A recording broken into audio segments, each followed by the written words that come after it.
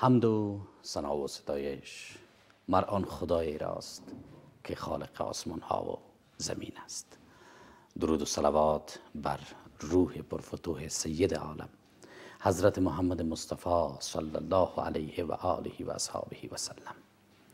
بیننده های محترم تلویزیون ملی افغانستان، دوستداران خوب برنامه والعصر، السلام علیکم و رحمت الله تعالی و برکاته.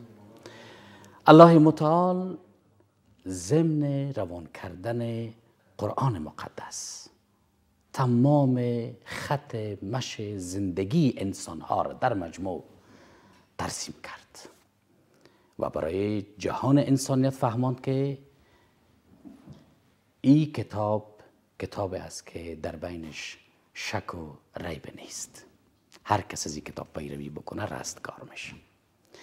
رسول مقبول صلی الله علیه و سلم ضمن 6 کتابی که به نام صحاح سته یاد میشه، کتاب های احادیث شریف، قرآن شریف را بر ما تفسیر کردن، راه و رسم زندگی را بر ما نشان دادن، عملا و گفتارن و کردارن بر ما همه رسم زندگی را نشان دادن. ولی بعضی جوامع هستند که اونا رسم و رواج‌های ساخته شده خود را دارن، ولی این رسم و رواج‌ها گاهی پسندیده و گاهی ناپسند است. در برنامه امروز، یعنی برنامه والعصر مبارک امروز، پیرامون رسم و رواج‌های پسندیده و ناپسند صحبت می داشته باشیم. در این برنامه جناب استاد عبدالعزیز راتب همراه ما هستند. جناب استاد خیلی خوش آمدین، صفا آوردین و مانده نباشین. بخیر سلام. و همچنان جناب مولوی صاحب احمد عزیزی در برنامه هستند. از جنابشون تشکر میکنم که آمدن و میگم که بسیار خوش آمدین، صفا آوردین و مانده نباشین.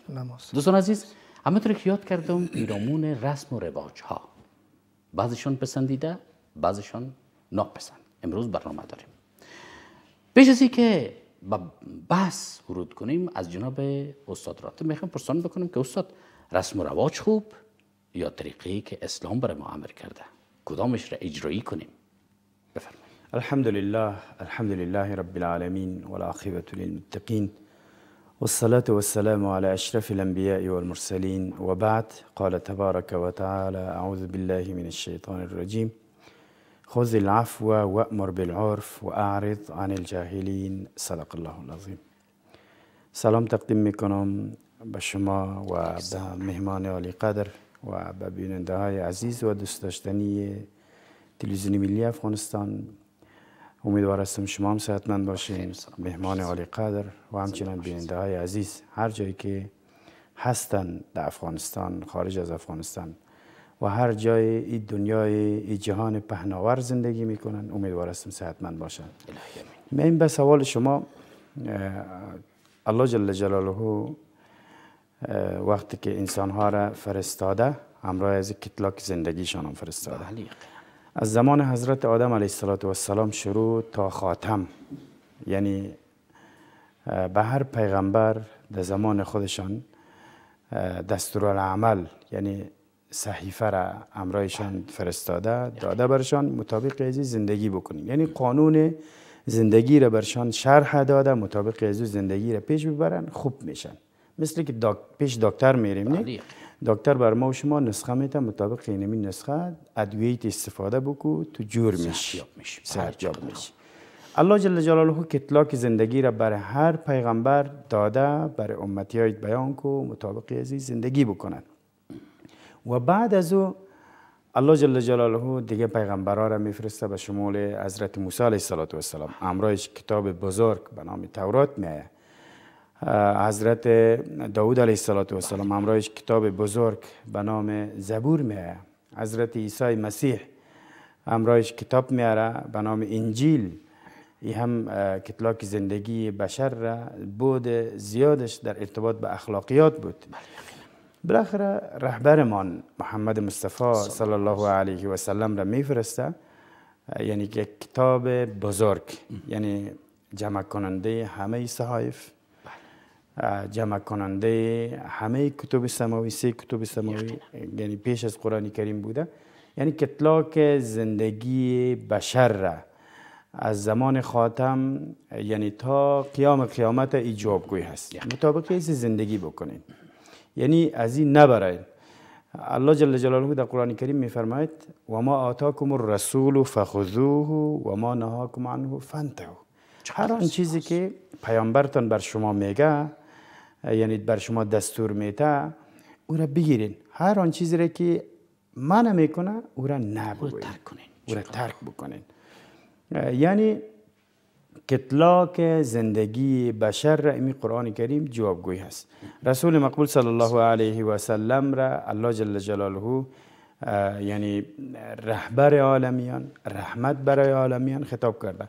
او از بیت الله تا بیت الخلا یاد داده برای شما. بله. از بیت الله، یعنی در بیت الله میرین چه قسم، در بیت الخلا میرین چه قسم، در بین یزید چه قسم ما زندگی بکنیم، کل یزید را بیان کرده. تمام کارهایی که ما مثلا در امور روزمره خود، در یک ماه خود، در یک ساله خود، در تمام عمر زندگی میکنیم، رسول مقبول صلی الله علیه و سلم یکی پی دیگری بیان کرده. اما میایم در آیتی که ما برای شما خواندم، الله جل جلاله یک روز از روزها به پیامبر صلی الله علیه و سلم میفرماید خذ العفو وامر بالعرف واعرض عن الجاهلین. شما عفو، گذشت و آسانی را انتخاب بکنین. هر چیز بسیار سختگیر نباشین. و همچنان وامر بالعرف، شما به کارهای نیک و پسندیده امر بکنین. در ذیل اینمی حضرت شاه ولی الله دهلوی مفسر بزرگ در اینجا در ارتباط با عرف و رسم و رواج یک نظر داره. نظرش اینمی است، میگه هر کاری که هر عرف یا هر رسم و رواجی که به انسان یا در زندگی انسان یا مخالف شریعت نبوده باشه، مطابق شریعت هم اگر نبوده باشه، مخالف شریعت هم نبوده باشه، در جامعه نقصان نرسانه، این عرف اشکال شرعی نداره. مثلا ما عرف عام هم داریم، عرف خاص هم داریم. عرف عام مثلا در بعض ممالک اسلامی هست، عروسی دایر میکنن، مصارفشان عجیب و غریب هست، مصارفشان عجیب و غریب است. باز در افغانستان هم او را ترویج میتن، عرف عام است. یا در لغات مثلا در ایران و پاکستان و در بعض ممالک شنبه و یک شنبه و عرف قولی است. البته باز عرف خاص است، بعض جا عرف خاص است. مثلا چند وقت پیش ما یک کلیپی را دیدم، یکی از ممالک غیر اسلامی بوده، یک کسی فوت میکنه، همراه از خانم جوانش هم در تابوت شانده میبره طرف قبر. او چیغ میزنه که او از برای خدا مرا کجا میبرین، او مرده. مردم میگن نه، قانون ما، رسم ما، رواج ما اینمی است که کسی فوت بکنه همراهش خانمش باید دفن شود. گریان کردم و بعد از گفتم الحمدلله که ما مسلمان هستیم. الله جل جلاله چنین پیامبری را فرستاده، چنین کتاب را فرستاده، ما مطابق از او زندگی میکنیم و ما پیش میریم. و اعرض عن الجاهلین، یعنی آخرین جمله این آیت اینمی است که از جهلا، از کسایی که نادان هست، از کسایی که رسم رواج غیر اسلامی، غیر شرعی، غیر انسانی، غیر اخلاقی را ترسیم میکنه و اعرض، تو روی گردان شو. یعنی اسلام یک دین کامل هست، یک رسم و رواجی که مثلا غیر انسانی است، اونا را کلگیشه دمی آیت خلاصه میکنه که و اعرض عن الجاهلین، کسایی که جاهل و نادان هست از اونا روی گردان شو. بخیر و سلامت باشین جناب استاد، قدر زیبا ماشاءالله تشریح کردین. حتما دوستای عزیز ما، بیننده های خوب ما توجه داشتن که اسلام عزیز همینطوری که دین مقدس اسلام کامل و مکمل هست، قرآن مقدس کامل و مکمل تمام کتب سماوی است، یعنی هیچ چیزی در بینش نمونده که روشن نشده باشه. اگر مطابق قرآن و مطابق سنت رسول صلی الله علیه و سلم زندگی خود را همه ما تنظیم بکنیم، هیچ خلایی در زندگی ما نیست. از شما بسیار تشکر است جناب مولوی صاحب. اول خو براتون بگم که بازم بسیار خوش آمدین در بحث ما. بیاین جناب استاد، خب موضوع عرف و رواج بعضی که پاره برش زدن، برای ما یک تعریف بتین. رسم و رواج چی هست اصلا؟ از کجا گرفته شده؟ آیا اجرایی شوه نشوه؟ بفرمایید. الحمد لله والصلاة والسلام على رسول الله أما بعد قال الله تعالى يا أيها الذين آمنوا ادخلوا في السلم كافة ولا تتبعوا خطوات الشيطان الآية. ډیره مننه عرفان صاحب، الله یې تاسو ته اجر درکړي. ډیره ښه موضوع مې انتخاب کړې. اولا تاسو ته دروند میلمه ته او درنو لیدونکو ته سلامونه او احترامات وړاندې کوم. زمونږ او ستاسې د نن ورځې موضوع هغه د عرف، رواج، رسم یا پښتو کې مونږ او تاسې ورته دود هم وایو. د دې په اړه ده قرآن عظیم الشان که چیرې مونږ او تاسې مطالعه کړو، قرآن عظیم الشان کې الہ العالمین فرمایي الیوم اکملت لکم دینکم، ستاسو دین ما نن ورځ کامل کړ. یعنی قرآن عظیم الشان چې الہ العالمین مونږ او تاسې ته رالیږلی د هدایت دپاره او دغه دین اسلام زمونږ او ستاسې د رهنمایي لپاره راغلی او ورسره نبی کریم صلی الله علیه وسلم د هادي په حیث راغلی. دا ټول هغه څه دي چې دا کامل او مکمل دي او ټول هغه څه یې بیان کړي دي چې مونږ او تاسې ورته د ژوند په ټولو اطوارو کې ضرورت لرو. لکه څنګه چې استاد ذکر وکړ د من المهد الى اللحد، د اول اذان نه نیولې تر اخر لمانځه پورې د ژوند دغه ټوله دائره د اول نه تر اخره قرآن عظیم الشان مونږ او تاسو ته بیان کړي. او که چیرې بعضې مضامین مجمل پاتې شوي د هغو تشریح او تفسیر احادیث مبارکه وکړي. نو مونږ او تاسو یو کامل او مکمل دین لرو، هر اړخ او هر جانب د ژوند ته، که هغه انفرادي دی، که هغه اجتماعي دی، که هغه د نکاح ژوند دی، که هغه د مور پلار سره معامله ده، که هغه د جیرانو او د ګاونډیو سره ده، که هغه په بازار کې معامله ده او که هغه په خانقاه او په مسجد کې معامله ده. دا ټول شیان قرآن عظیم الشان او دین اسلامي بیان کړي. د دې ترڅنګ بعضې هغه څه هم شته دي چې موږ او تاسې په ټولنه کې لرو چې د خلکو عادات دي، د خلکو رواج دی. اوس یو څه د شریعت بیان کړی دی. قرآن عظیم الشان فرمایلی، رسول الله صلی الله علیه وسلم فرمایلی دي چې تاسو ښه کارونه وکړئ. اوس بعضې داسې شیان دي چې هغه خلک د خپل طرف نه ښه کوي. اوس د افغاني ټولنې ښه خاصیت د مهمان نوازی، دا یو ښه صفت دی. دا یک رواج خوب است، پسندیده است، بهترین رواج دی. دغه شان د مشرانو احترام، پرده کول، د هغه څه دي چې دین نه مخکې د اسلام د راتګ نه مخکې هم زموږ او ستاسې ټولنې درلودل. نو دا بعضې هغه شیان دي چې بعضې ټولنې، بعضې قومونه یې په خپل منځ کې لري. دې ته موږ او تاسې نوم ورکوو د رسم، رواج، عادت یا د عرف، دود. اوس دغه عرف یا دود څه شی دی؟ په الفقه الاسلامي و ادلته کې د فقه یو بهترین کتاب دی، دکتور وهبه الزحیلی رحمه الله لیکلی. هغه د عرف تعریف کوي ما اعتاده الناس وصاروا عليه من قول او فعل او ترک. سبحان الله. هغه څه چې خلک خپل عادت وګرځوي او په هغې باندې روان شي، خلک خپل کی په هغې باندې روان شي، او که هغه خوا فعل وي، که عمل وي، که قول وي، او که د یو شي پرېښودل وي، دا ټول په عرف کې راځي، په رسم و رواج کې راځي. یو خو د شرعي امور دي، لمونځ وکوي خلک به خامخا کوي، زکات ورکړي کوي به، جهاد وکوي کوي به.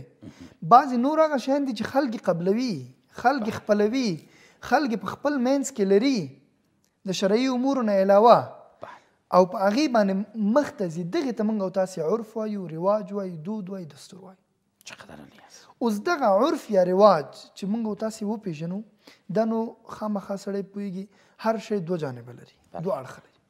یا به دا عرف سالم وي، رواج سالم به وي، عرف فاسد به نه وي، او یا به دا عرف فاسد وي. یعنی مطلب څه؟ امام دکتور وهبه زحیلی رحمه الله فرمایي هر هغه عرف، هغه رواج چې هغه د شریعت د قواعدو څخه د یوې قاعدې مخالف نه وي، او یا د یو نص د قرآن عظیم الشان یا د احادیث څخه د هغې مخالف نه وي، دې ته موږ عرف معتبر شرعاً وایو. و اجازه است که به عرف بالکل اجازه لري، هغې دپاره څه مشکل نشته.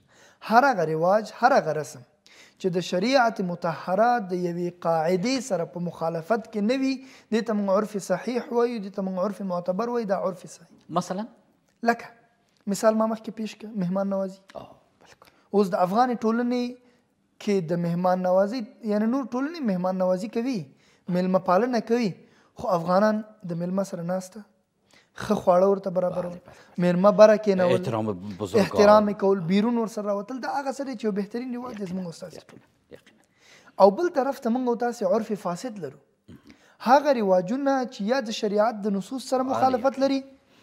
واضح راغلی قرآن عظیم الشان کې فرمایي الہ العالمین مثلا چې تاسو په د ښځو په اړه مثلا راځي دوی ته اختیار ورکوي، میراث ورکړئ، او ما تا په ټولنه کې ورته نه ورکو. د شریعت مخالفت راغی. مړه خور د څه کوي میراث؟ همداسې نه وایو. مثلا ښځه ده خاوند یې مړ شي، نو دې لپاره خپل اختیار دی، ای محق بنفسها من ولیها، دې لپاره خپل اختیار دی. خو ما ورته وایي نه، یا به ما کوي یا به لالا کوي، بل ځای نشي تللی. اوس شریعت دې ته اختیار ورکړی. اوس دا د شریعت د یو نص سره ټکر راغی. زما اوس دا رواج دی کونډه د خپل کور ده، بس دا په همدې کور کې ناست دی، یا به تا کوي یا به ما کوي یا به بل کوي، دغه لیورونه به کوي، بیرون شدن نمیتون، بل ځای ته نشي تللی. او شریعت وایي علیه محق بنفسها من ولیها، اجازه بدش که اجازه ورکړي چې کوم ځای خوښه وي هغلته دې هغه وکړي. هغلته اجازې ته هم ضرورت نشته دي نه چې ته ورته وایې پلانکې کوي که نه کوي، هغه خپله اختیار لري. اوس دا هغه څه دی چې د شریعت د نص سره مقابله کې راغی. شریعت مطهره وایي البکر تستأذنو، از د باکرې ښځې نه د پیغلې نه به اجازه اخلي چې تر څو هغه تا دغه میړه کوي که نه کوي، او ما ته هغه خبره هم نه ډز ډز ډز پلانکې ته ورکړه. هلک سره مشوره نه کوي. دا هغه څه دي چې د شریعت د نصوص سره مخالفت لري یا د شریعت د قواعدو سره مخالفت کوي، نو دې ته موږ او تاسې عرف فاسد وایي. لکه یو مثال، شریعت مطهره محرمات بیان کړي. حرمت علیکم امهاتکم وبناتکم وخواتکم وخالاتکم، هر هغه څه چې په تا باندې حرام دي، که د نارینه له طرف نه دي که د ښځینه له طرف نه دي، ټول شریعت بیان کړي.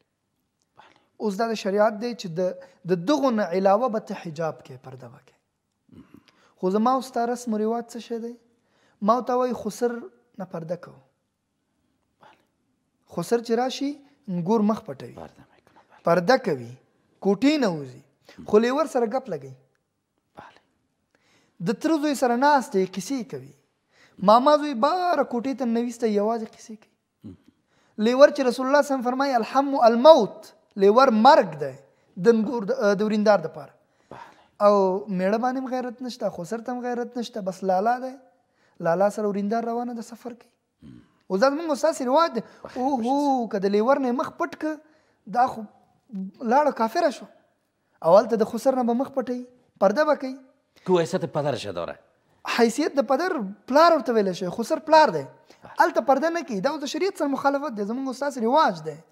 نګور راځي د لیور سره ناسته کوي، مجلس کوي، یوازې سفر کوي، خلوت ورسره کوي، حالانکه شرعي نصوص دي. تر زوی ماما زوی کور ته راځي، هغې کې موږ او تاسې باندې غیرت نه راځي. او هغه څه چې شریعت ویلي، نو دلته عرفونه دوه قسمه شو.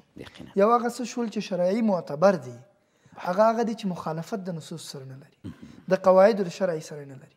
او بل هغه عرفونه او رواجونه شول لکه مثالونه چې ما پیش کړل چې هلته شریعت یو څه وایي، زما او ستا قوم او ټولنه سلامت عافیت باشین. نو بیا د دې څخه ځان انشالله بخیر سلامت باشین. جناب مولوی صاحب، حتما بیننده‌های عزیز ما توجه داشتن که هر دو رقم عرف و رواج و رسم و دوده که جناب مولوی صاحب رو برامون بیان کردن، هر دو رقمش گفتن که بعضی‌هاش پسندیده است که او همینطور موازی با شریعت الهی روان هست و بعضش مخالف شریعت است که او را برش میگم که عرف ناپسند. دوستان عزیز، با یک وقفه کوتاه میریم، بعد از وقفه انشالله که باز هم در خدمت قرار میگیریم.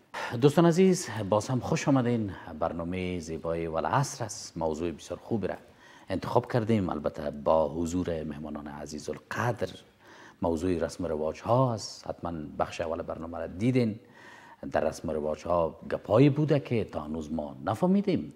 بیاییم که با هم یک جا تمام برنامه های تلویزیونی میره، خصوصا برنامه والعصر با هم یک جا ببینیم، بشنویم، موضوعاتی که مطرح میشه ایره یاد بگیریم که از دین خدا دور نمانیم و از آن خدا روشن بسازیم. جناب استاد، میخوام در مورد مشخص از شما سوال داشته باشم.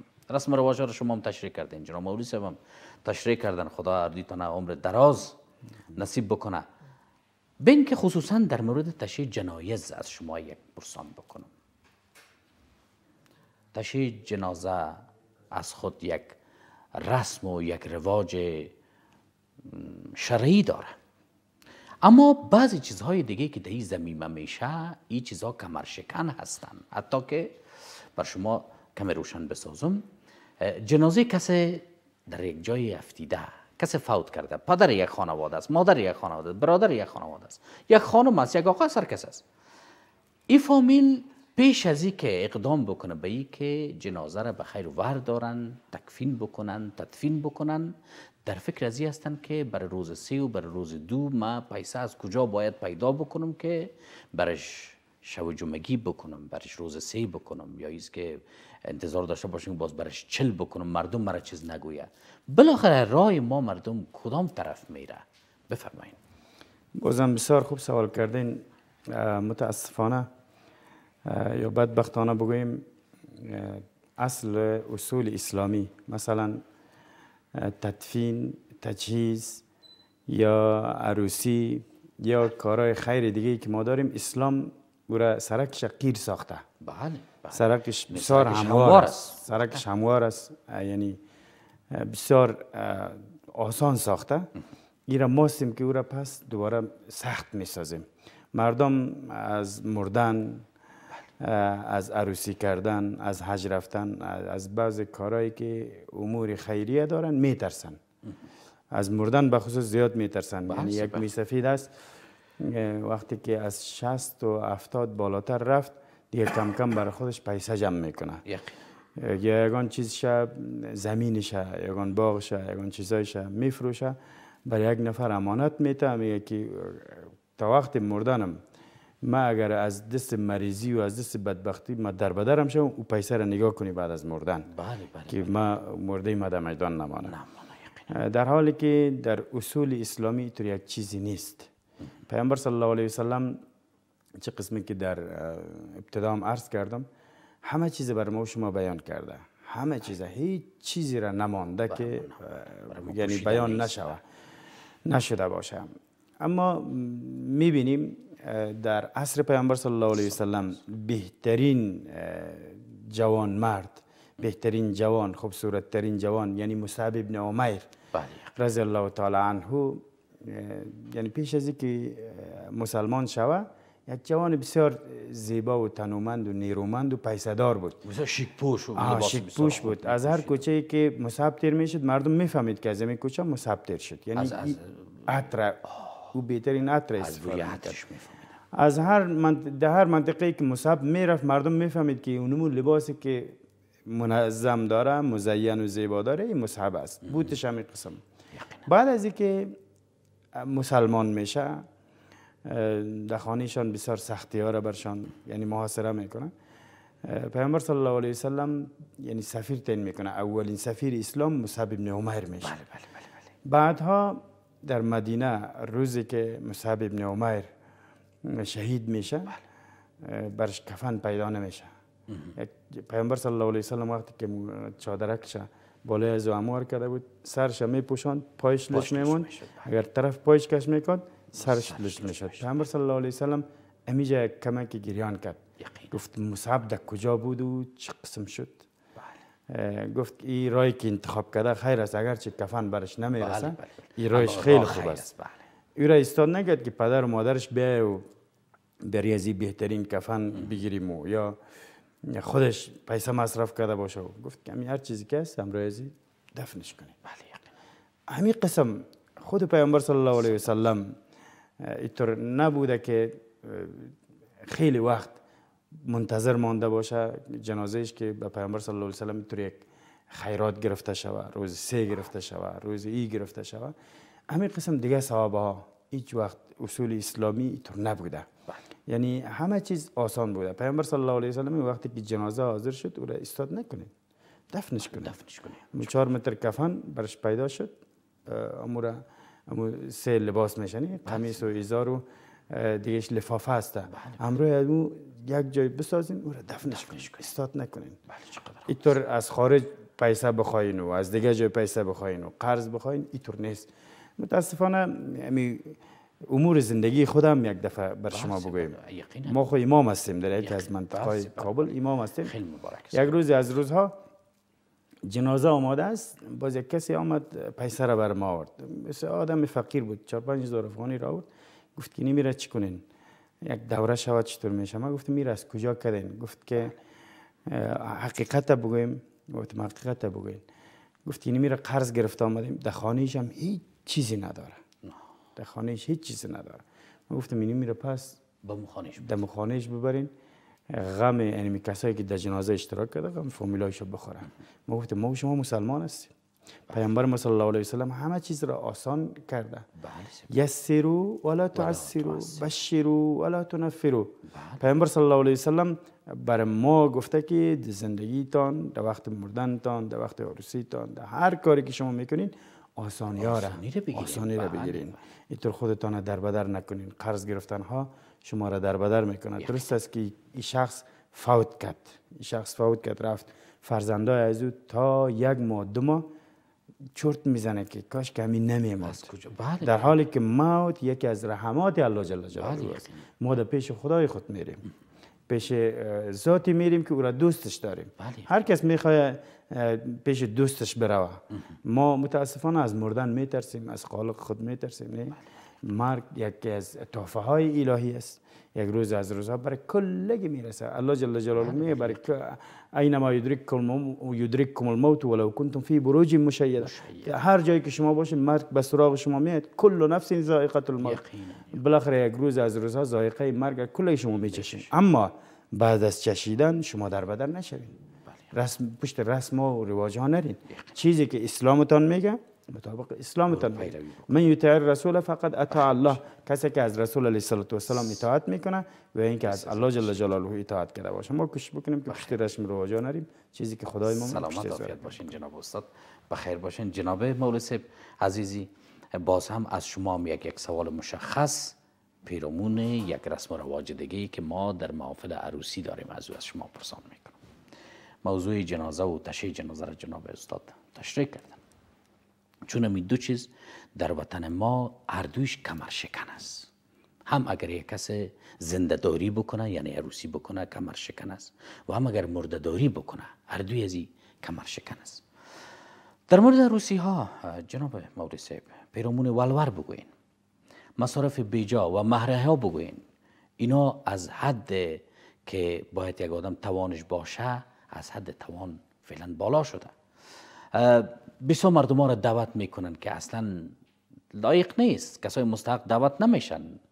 جناب فلان شخص حتما باید در عروسی ما اشتراک داشته باشه، کارت نویسی از دیگه است. و یک چیز دیگه هم او را باز زمین ما بگوین که در بعض عروسی ها یعنی در مقابل مصارف بعض عروسی ها دوستا تصمیم میگیرن که شاه و عروس روان بکنن به عمره. ایش رسم و رواج است. ام رسم و رواجش بگوین، ام طریقه اسلامیش بگوین. ډیره مننه عرفان صاحب. زموږ استاد ټولنه دا زموږ استاد چې کومه جامعه ده د دې د خرابۍ یا موږ تاسو چې دغه فساداتو سره مخ یو د دې تر ټولو لوی لامل ناپوهي ده. یقینا یعنی جهل، ناپوهي، بې علمي دا هغه څه دی چې موږ او تاسې اگر که موږ او تاسې شرعي صحیح لارې لرو هغه د صحیح لارو په پوره کولو کې موږ او تاسې مشکلاتو سره مخ کړي. اوس لکه مخکې چې استاد یاده وکړه د مړي په موضوعاتو کې، د مرګ په موضوعاتو کې شریعت اسلامي واضح روش لري. که ته صدقه کوې خو صدقې دپاره هم شرایط دي چې ته خو یې وسه ولرې، خو داسې نه چې ته قرضونه وکړې. که ته دغه مړي سره ښه کوې، حیله اسقاط یې کوې، خو په هغه شرط کې چې ته یې پیسې ولرې، د خپلې روپۍ از خود داشته باشی یا از خود یا ته ورسره خپله ځوانمردي وکړې. ته د ده سره ښه کوې، د ده د اعمالو ګناهونه یې کړي، لمونځونه پاتې، ته ورسره ښه کوې، خو د خپل طرف نه یې وکړه. یا داسې یو حالت چې هلته د ماشومانو روپۍ وي، صغیران موجود وي، غریبان وي، فقیران وي، او صدقه ایصال ثواب څوک نه مني؟ ټول یې منو چې مړي ته د هغه پسې د مرده پسې ختم و خیرات ثواب رسیږي. خو داسې نه چې تی ونه لرې د بل چا نه قرض کوې، سوال کوې، نو دا خو نشته. نو بعضې شیان باید موږ او تاسې فرق وکړو. دا د جهل وجه ده چې موږ او تاسې وپېژنو چې کوم شی شریعت دی. چې شریعت مو وپېژنده بیا کې په اوله ورځ کې، که په دویمه ورځ کې، که په درېیمه ورځ کې د خپل وس او د توان نه وکړه، هېڅ مشکل نه دی. دغه شان ودونه هم دي. موږ او تاسې په ټولنه کې واده دومره سخت شوی چې ځوانان مو د دغې سختۍ د وجې په غلطو اعمالو اخته دي. که چیرې په ټولنه کې واده اسانه شي، واده کول مشکل نه وي نو بیا ځوانان فحشا ته مخه کوي، ځوانان خارجي هیوادونو ته ځي، ځوانان ټول عمرونه په مسافرۍ کې تیروي. نه، اوس ولور دی. الله تعالی د دې پلرونو سره ښه وکړي څه به سړی ورته ووایي. دغه ولورونه چې 15 لکه او 10 لکه او 20 لکه او د بعضې ولایتونو خو تاسو معلومات دی چې 10 لکه چې دغه ځوان ټول عمر پکې مزدوري تېره کړي او بیا راپوره کړي چې کله را رسېږي د کاره وتلی بیچاره په 15 کلنۍ کې ایله واده وکړي. نو دا هغه څه دي چې شریعت کې نشته. شریعت مطهره واده څه ته وایي؟ 2 شیان دي پکې، ایجاب و قبول او شاهدان، او د دې سره لازمي شی مهر.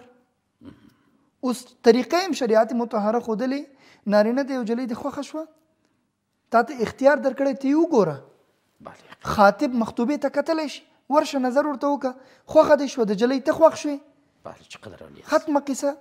لا مهر اقل من 10 دراهم، د 10 درهمو نه کم نه وي. مثلا نن سبا 15,000 افغانۍ شي، د 10,000 افغانۍ، د 1 لک افغانۍ، خو جلۍ ته یې ورکړه.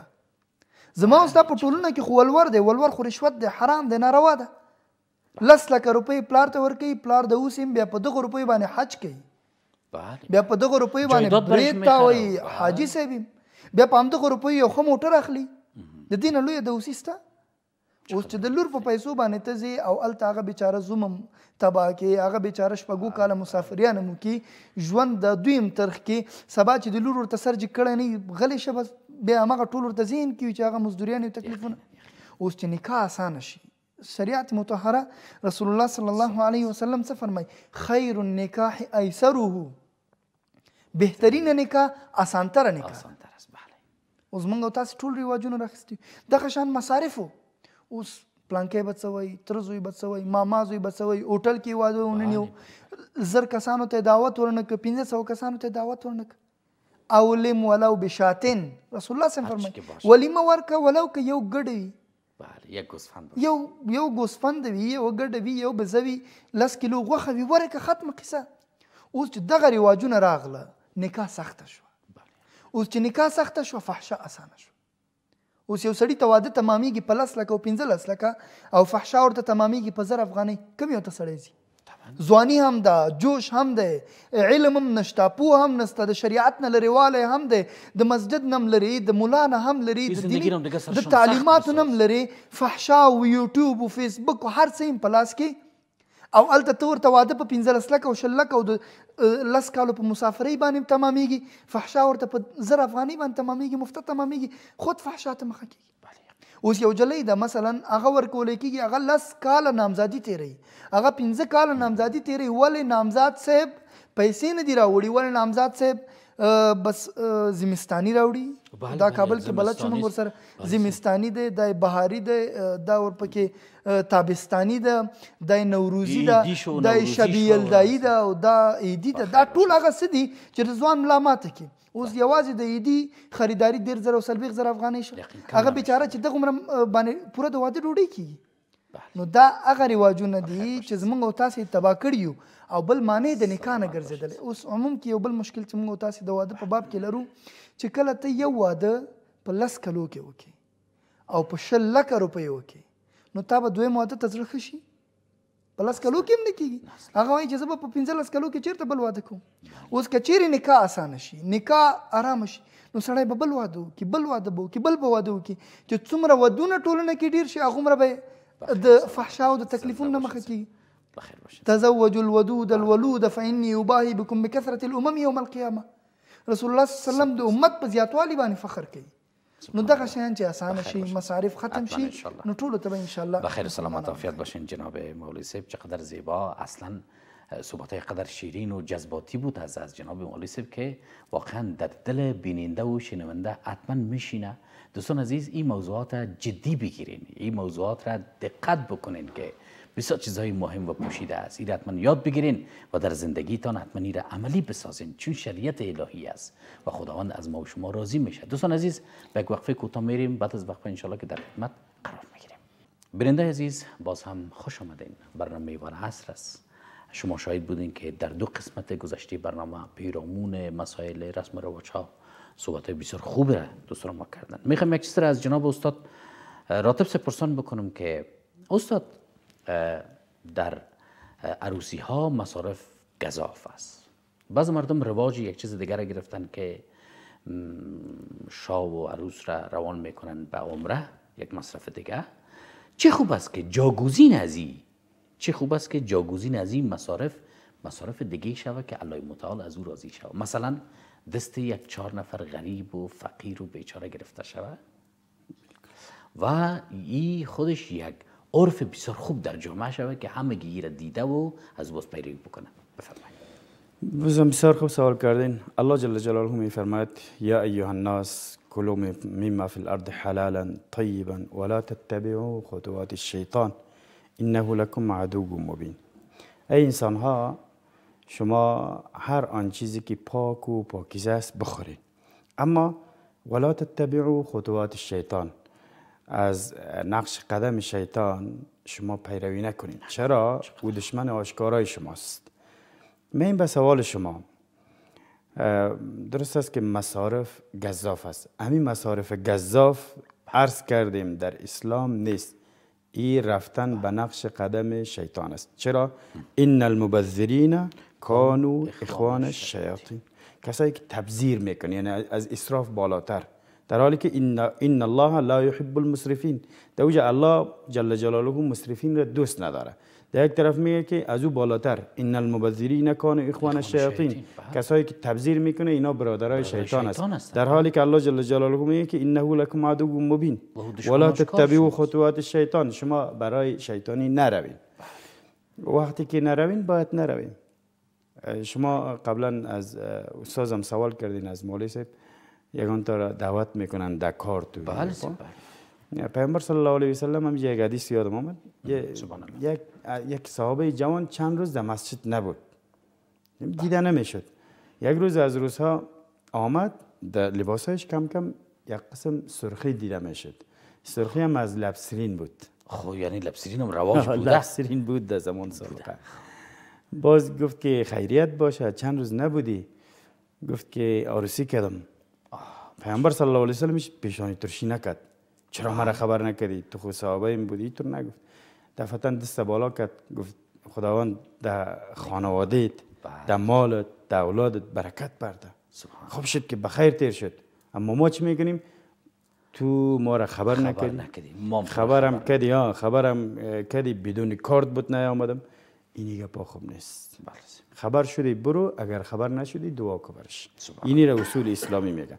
اما ای که عالی رواج شده، مثلا به جای مصارف گزاف عمره میرن، باید عمره برون. ای هم نیست، ای در اصل اسلامی نیست. اگر برون خوب است، ما میگیم که بد نیست، خوب است، اما عوضی ازی، جایگزینی ازی، دل به دست آور که حج اکبر است، از هزاران کعبه یک دل بهتر است. درست است عمره رفتن کاری نیک است، مصارف گزاف کار بد است، اما ای که وضعیت خوب نبوده باشه، وضعیت همسایه و چند فقیر خوب نبوده باشه، قومش خیشش اقارب نزدیکش، یک ولیمه منظمتر بگیره، مختصر بگیره، فقط چند اقارب، یا اگر کمکی بالاتر میگیره کسایی که گرسنه است اونا را دعوت بکنه، یا بر فقرا کمک بکنه، یا یک صدقه جاریه بکنه، برای همیش برای از اینا برسه. این شوا خوبتر است به نظر من، چون شریعت اسلام طرفدار این نیست که مسلمان برادر شیطان باشه. این شریعت اسلام. سلامت عافیت باشین جناب استاد. جناب مولوی صاحب عزیزی، از شما یک چیز دیگر پرسان میکنم. یکی در مورد مصارف بعد از حج، او را باز بسیار مختصر صحبت بکنید، چرا بعضی دوستای ما توان حج رفتن دارن، توان مصارف بعد از حج ندارن.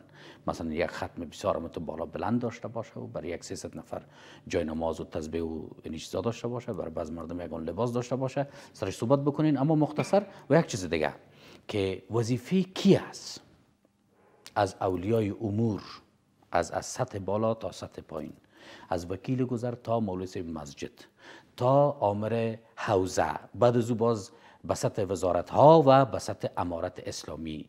الحمدلله ما در یک چوکات اسلامی فعلا زندگی میکنیم و نفس میکشیم.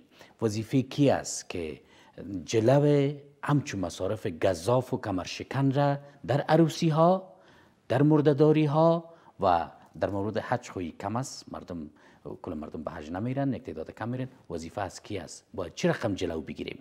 بفرمایید. ډیره مننه. مخکې ما تاسو ته یو خبره یادونه وکړه چې عموم کې زموږ ستاسې دپاره چې د مشکلاتو سبب ګرځېدلی هغه ناپوهي ده، جهل ده. نو ابتدا چې دې کېږي هغه به زموږ ستاسې د مسجد او د مدرسې او د منبر نه کېږي. علما، خطیبان او زموږ ستاسې د ټولنې سربراهان، هغه څوک چې په مجلس او جلسې او تقریر او خطاب ورسره دی، هغوی دپاره پکار ده چې دغه موضوعاتو باندې بحث وکړي. هغوی چې په سیاسي موضوعاتو کې غږیږي، هغوی چې په هغو موضوعاتو کې غږیږي چې هغې دپاره فایده نشته، بلکې په هغو شیانو غږیږي چې ټولنه ورته ضرورت لري.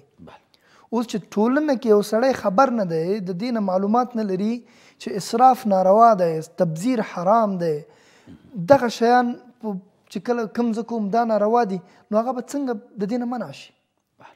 ته باید هغه څه ورته وړاندې کړي، هغه څه ورته مخته کړي چې هغې باندې دی عمل وکړي، په هغې باندې پوه شي، د شریعت روح روان نه خبر شي چې د شریعت مزاج څه شی دی.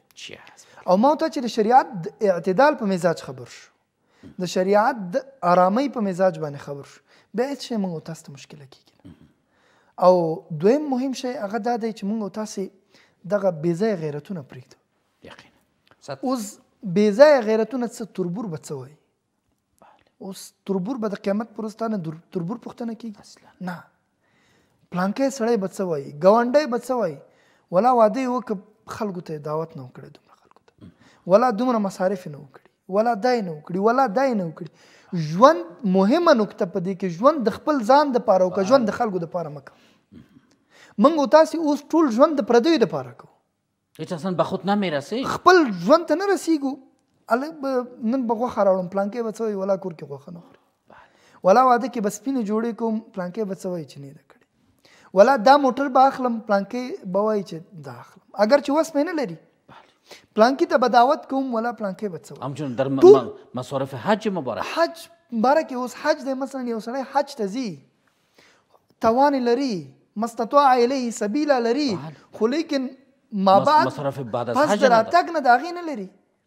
اوس ولې حاجي صاحب راغی، پلانکی ویلیو چې ما ته خو به د مدینې منورې جاینماز راوړي، پلانکی خو زنګ کړی چې 1 کیلو عجوه خرما به م راوړي، بل زنګ کړی چې هغه اډوکې والا تسبیح به راوړي، بل زنګ کړی چې هغه پلانکی مسواک به راوړي، بل زنګ کړی چې ما ته به خالص زمزم راوړي. کور کې ویلیو، لور ویلیو، هغې ویلیو چې د سعودي زر ډېر ښه دي، ما ته به یې غوګالۍ راوړي، بل ویلیو چې لاکت به راوړي. دا اوس هغه شیان دي چې موږ او تاسې زائد په ځان باندې منو. او بیا خو به میلمانه راځي، خلک به راځي، زه به یې وس نه لرم، جاینمازونه به غواړي.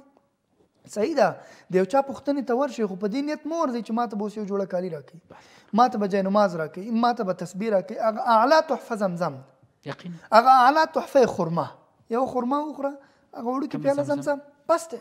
او نور دې پوښتنه وکړه، نیک سړی دی راغلی دی، کیدای شي خدای کومه دعا قبله کړي، دعا ترې نه وغواړه، لاړ شه.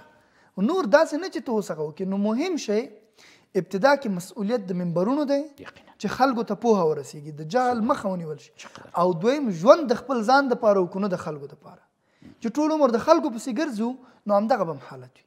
او په عمومي سطح باندې ارشاد حج اوقاف وزارت دی، امر بالمعروف و نهی عن المنکر وزارت دی، دا ټول د هغه څه دپاره چې د منکراتو مخنیوی به کوي او د معروفاتو د هغې ترویج به کوي. بخیر و سلامت عافیت باشین جناب مولوی صاحب عزیزی، و تشکر میکنم از جناب استاد عبدالعزیز راتب و سپاسگزاری میکنم از بیننده های عزیز تلویزیون ملی افغانستان که تا هنوز با ما هستند. دوستان عزیز، تا بحث آینده و هفته دیگه خداوند یار و یاور همه ما و شما باد. الهی به سلامت باشید.